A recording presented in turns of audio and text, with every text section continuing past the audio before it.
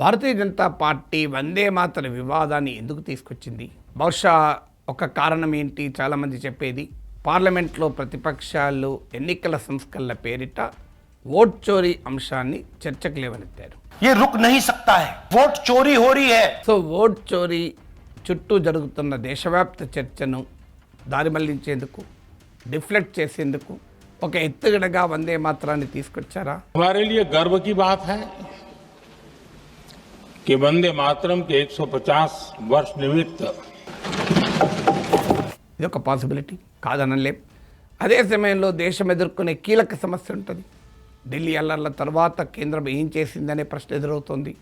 రూపాయి ఘోరంగా పతనమవుతోంది.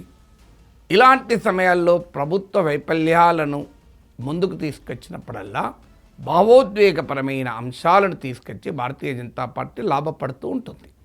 ఇది కొత్త ఏం కాదు. మీకు పుల్వామా అటాక్ జరగకముందు లోక్నీతి సిఎస్డిఎస్ స్టడీస్ ప్రకారం మోడీ ప్రభుత్వం తీవ్రమైన అసంతృప్తిని ఎదుర్కొంటూ వచ్చింది ఎకనామిక్ ఇష్యూస్ పైన, కానీ అన్ఎంప్లాయ్మెంట్, ప్రైస్ రైజ్ ఇట్లాంటి అంశాలపైన.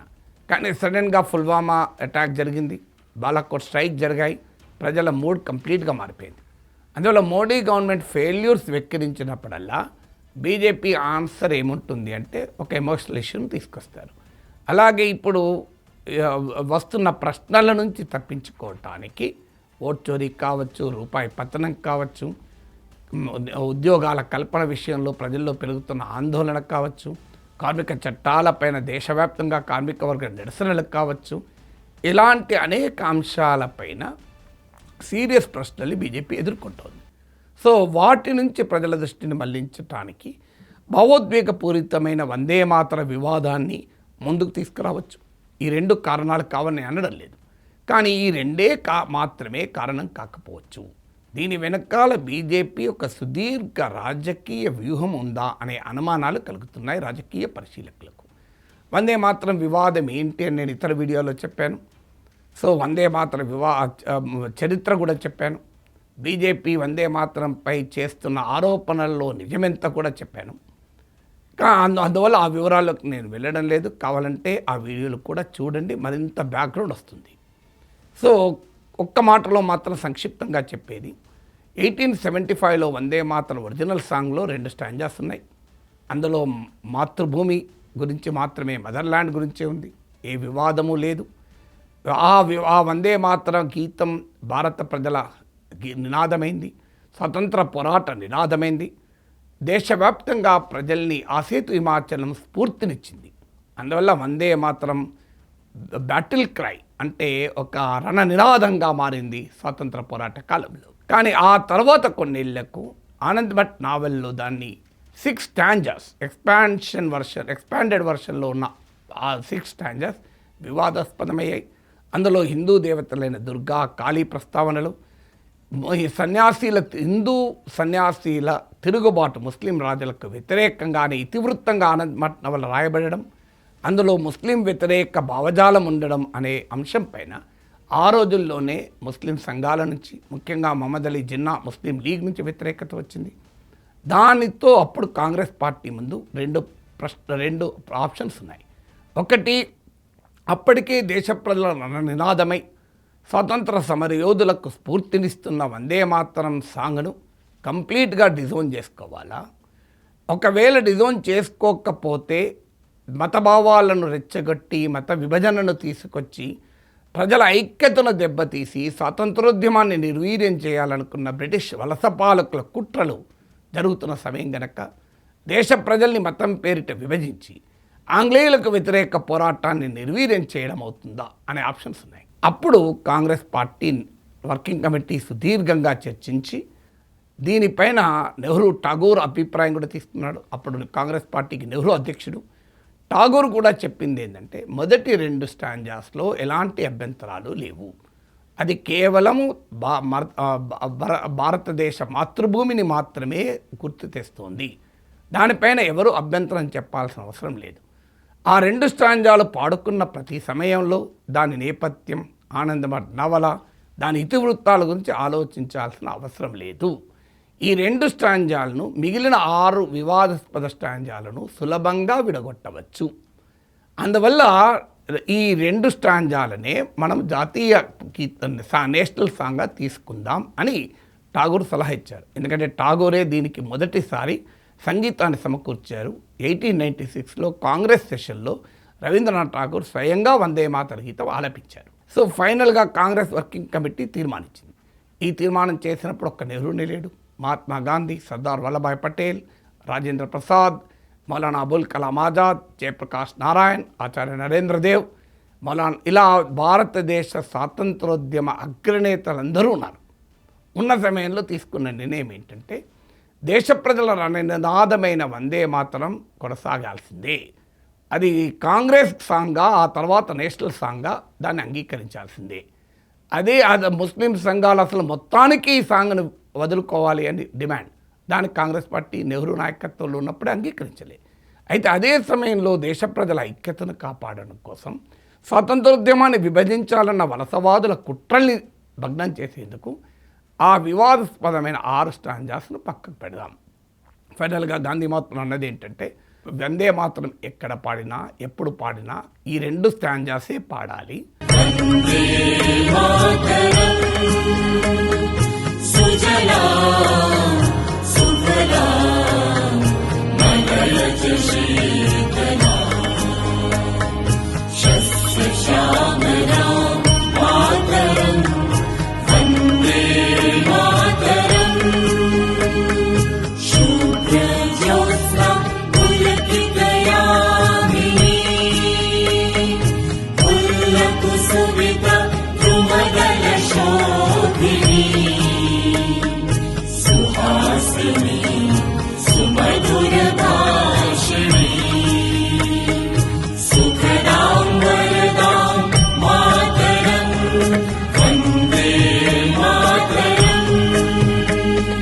ఇక ఈ వందే మాతర గీతానికి అదనంగా ఇంకే పాటైనా పాడచ్చు, అభ్యంతరకరమైన అంశాలు లేకపోతే.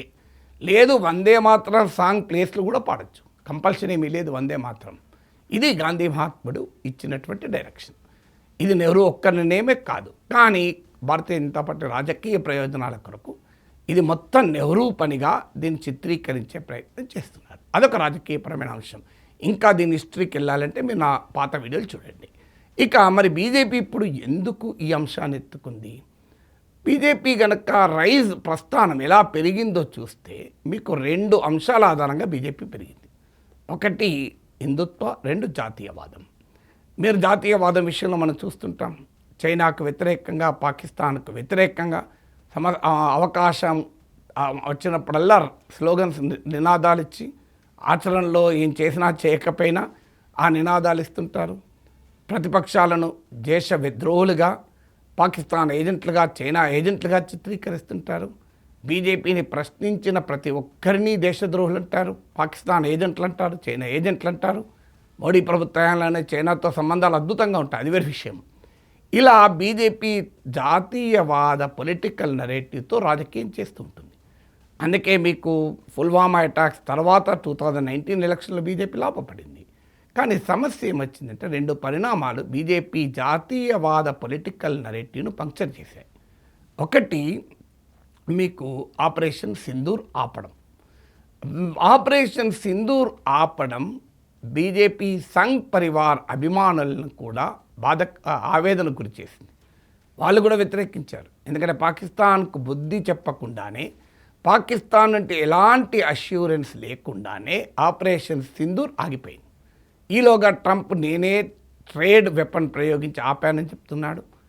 కానీ పాకిస్తాన్ బతిల్లాడితే కాళ్ళ బేరానికి వస్తే ఆపామని మోడీ ప్రభుత్వం చెప్పింది. కాళ్ళ బేరానికి వస్తే శత్రువు పైన తుపాకీ దించుతారా అనే క్వశ్చన్ ఎదురవుతోంది. అందుకే ఆపరేషన్ సింధూర్ తర్వాత మోడీ గ్రాఫ్ పెరగలేదు.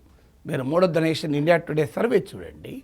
పుల్వామా దాడులు, బాలాకోట్ స్ట్రైక్స్ తర్వాత పెరిగిన మోడీ పాపులారిటీ ఆపరేషన్ సింధూర్ తర్వాత కనిపించలేదు. సో అందువల్ల నేషనలిస్ట్ నరేటివ్కు surgical strikes, Balakot strikes, operation Sindoor ఈ మూడింటిని కంపేర్ చేస్తే ఆపరేషన్ సింధూర్ మొదలయ్యేంత వరకు మోడీ పాపులారిటీ బాగా పెరిగింది. కానీ సడన్గా ఆపడంతో, అది కూడా యుద్ధ భూమిలో పాకిస్తాన్ పైన స్పష్టమైన ఆధిక్యత, లభించాక పాకిస్తాన్ బెంబేలెత్తిపోతుంటే శత్రువు భయపడుతున్న సమయంలో యుద్ధం ఆపారు. సో ఇది ఒక ప్రశ్నగా మారిపోయింది. ఇది సరైన నిర్ణయమా కాదా డిబేట్లకు నేను వెళ్ళడం లేదు, నేను కాదు డిసైడ్ చేయాల్సింది. ఇలాంటి స్ట్రాటజిక్ అంశాలని ప్రభుత్వమే డిసైడ్ చేయాలి. కానీ రాజకీయంగా మాత్రం ఇది బీజేపీకి ప్రశ్నలే మిగిలిచింది. ఇప్పుడు కొత్త నేషనలిస్ట్ నరేటివ్, మస్కులార్ నేషనలిజం అంటారు కదా, కండలు తిరిగిన జాతీయవాదం అనే దానికి ఇంకో కొత్త అంశం వెతుక్కోవాల్సి వచ్చింది బీజేపీకి. ఈలోగా ఢిల్లీ అల్లర్లు జరిగాయి. సో ఎప్పుడైతే ప్రజలు ప్రశ్నించడం మొదలుపెట్టారో ఆపరేషన్ సింధూర్ ఎందుకు ఆపారు అని, బీజేపీ సమాధానం ఏంటంటే మేము ఆపలేదు, అది నిరంతర ప్రక్రియ, అది కొనసాగుతుంది, పులి స్టాప్ కాదు, కామానే. ఈసారి తీవ్రవాద దాడి జరిగితే ఆపరేషన్ సింధూర్ మొదలైపోతుంది, కంటిన్యూ అవుతుంది అని చెప్పారు. తర్వాత ఢిల్లీలో పేలులు జరిగాయి. పాకిస్తాన్ పేరు చెప్పడానికి కూడా ప్రభుత్వం సిద్ధపడలే. ఇప్పటికీ మోడీ నోట పాకిస్తాన్ అన్న పదం లేదు, అమిత్ షా నోట లేదు, రాజ్నాథ్ సింగ్ నోట లేదు. బీజేపీ నేతలు ఢిల్లీ బ్లాస్ట్ తర్వాత కంప్లీట్ కామ్ అయిపోయారు. సాధారణంగా పాకిస్తాన్ బ్యాషింగ్ ఉండాలి, ఎక్కడా లేదు, మీరు గమనించండి. మరి ఆపరేషన్ సింధూర్ ఎందుకు మొదలు కాలి? ఢిల్లీ అల్లర్ల వెనుక పాకిస్తాన్ లింక్ ఉందని స్పష్టంగా అర్థమవుతుంది. పాకిస్తాన్ మాజీ ప్రధాని కూడా మాట్లాడాడు, అయినా కూడా ఆపరేషన్ సింధూర్ మొదలు కాలేదు. దీంతో ప్రజలిక బీజేపీ కండలు తిరిగిన జాతీయవాదాన్ని నమ్మే ప్రసక్తే కనబడలేదు. ఇప్పుడు అందుకే వందే మాతర నినాదం రూపంలో తమ జాతీయవాద, తాము కోల్పోయిన జాతీయవాద అంశాన్ని, ద లాస్ట్ పొలిటికల్ నేషనలిస్ట్ నరేటివ్ను తిరిగి సృష్టించేందుకు ఈ వందే మాతర అంశాన్ని బీజేపీ మళ్ళీ ముందుకు తెచ్చింది. అందుకే దేశం ఇప్పుడు 2025లో ఉంటే సడన్గా 1937లో జరిగిందని పార్లమెంట్ చర్చిస్తుంది. 11 ఏళ్ళే బీజేపీ అధికారంలోకి వచ్చింది. మరి ఈలోగా నేషనల్ సాంగ్ చట్టాన్ని సవరించి మొత్తం కంప్లీట్ సాంగ్ పాడాలని ఎందుకు బీజేపీ అమెండ్మెంట్ తెలియ మోడీ ప్రభుత్వం? ఆన్సర్ లేదు. సో ఇప్పుడు ఇక నేషనలిస్ట్ నరేటివ్ ఒకటే కాదు, హిందుత్వాంశం, రామమందిర ఇష్యూ ఈరోజు భారతీయ జనతా పార్టీ ఈ స్థాయికి రావటానికి కారణం, దానికేం అభ్యంతరం లేదు. కానీ సమస్య ఇక్కడ వచ్చింది, రామమందిర నిర్మాణం పూర్తయిపోయింది. సుప్రీంకోర్టు తీర్పుతో ఆ ఇష్యూ ఇక సమస్య పోయింది, అది వివాదమే కాదు.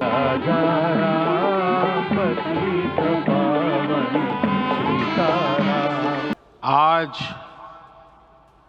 हमारे राम आ गए हैं.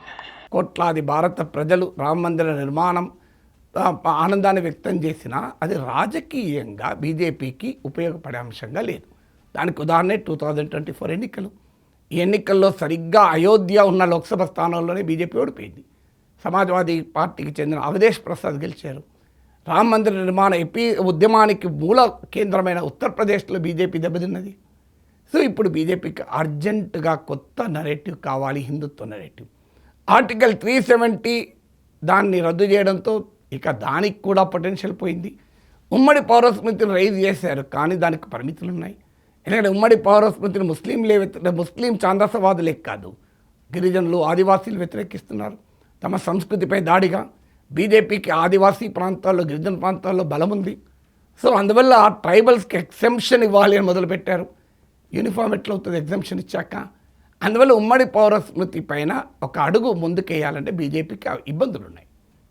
దాంతోపాటు ఇంటర్నేషనల్ ఇంప్లికేషన్స్ ఉంటాయి. మీకు గుర్తుండే ఉంటుంది, నుపూర్ శర్మ ఒక మతం పైన ఒక అభ్యంతరకర వ్యాఖ్య చేస్తే ఆమెను పార్టీ నుంచే సస్పెండ్ చేశారు. ఎవరు చెప్తే సస్పెండ్ చేశారు? భారతదేశంలో లౌకికవాదులు చెప్తే సస్పెండ్ చేయలే. షేకులు, సౌదీ రాజు, ఖతార్ రాజులు, అరబ్ ప్రభువులు చెప్తే బీజేపీ సస్పెండ్ చేసింది ఆమెను. ఇప్పటికీ కూడా ఆమె సస్పెన్షనే. అంటే అర్థం ఏంటి? దీని ఇంప్లికేషన్స్ ఎక్కడి దాకా పోతాయో బీజేపీకి తెలుసు. అందుకే బియాండ్ అ పాయింట్ ఉమ్మడి పౌరస్మృతిపై అడుగులు వేయదు. అందువల్ల ఇక ఏముంది మరి మిగిలింది? అందువల్ల ఇప్పుడు హిందుత్వ కొత్త నరేటివ్లో భాగంగా వందే మాతరం పట్టుకొస్తున్నారు. ఇప్పటికి కూడా నా నమ్మకం వందే మాతరం సాంగ్ నేషనల్ చట్టాన్ని సవరించి అన్ని స్టాంజర్స్ పాడమని బీజేపీ చెప్తుందా? చెప్పలేం, ఎందుకంటే గ్లోబల్ ఇంప్లికేషన్స్ ఉంటాయని భయపడవచ్చు. కానీ ఒకవేళ చేసినా చేయవచ్చు, చేసినా చేయకపోయినా దీన్ని ఒక ఎలక్టోరల్ అంశంగా మాత్రం ముందు పెట్టవచ్చు. ఎందుకు చూడండి, హిందూ దేవతలను ప్రార్థిస్తూ ఇందులో ఉంటే ప్రతిపక్షాలు అభ్యంతరం చెప్తున్నాయి. దుర్గామాతను, కాళీమాతను ప్రార్థించకూడదా? చూడండి, బీజేపీ ప్రతిపక్షాలు హిందూ వ్యతిరేకులు, భారతీయ జనతా పార్టీ మాత్రమే హిందూ మతభావాలకు కాపాడుతుంది అనే అంశాన్ని తీసుకురాబోతున్నారు. అందుకే 6 స్టాంజాస్ను కూడా పాడాలి అని. దానివల్ల హిందుత్వ రాజకీయాలకు ప్రయోజనం కలుగుతుంది. ఎందుకంటే ఆల్రెడీ ముస్లిం సంఘాలు దాన్ని వ్యతిరేకిస్తున్నాయి కనుక యాంటీ ముస్లిం సెంటిమెంట్ రౌజ్ చేస్తానికి ఉపయోగపడుతుంది. అందువల్ల తమ బీజేపీ రాజకీయ ప్రస్థానంలో ముఖ్యమైన హిందుత్వ, జాతీయవాదం ఈ రెండింటి నరేటివ్స్ పంక్చర్ అయింది కనుక ఈ రెండింటిని కలిపి ఉపయోగపడేది వందే మాతరం. అటు హిందుత్వకు ఉపయోగపడుతుంది, నేషనలిజంకి ఉపయోగపడుతుంది. అందువల్ల 2029 ఎన్నికలు వచ్చే సమయానికి వందే మాతర అంశం చుట్టూ దేశ రాజకీయాల్ని బీజేపీ నడిపిస్తుందా అనే అనుమానం రాజకీయ పరిశీలకులకు, రాజకీయ వర్గాలలో కూడా వ్యక్తమవుతుంది.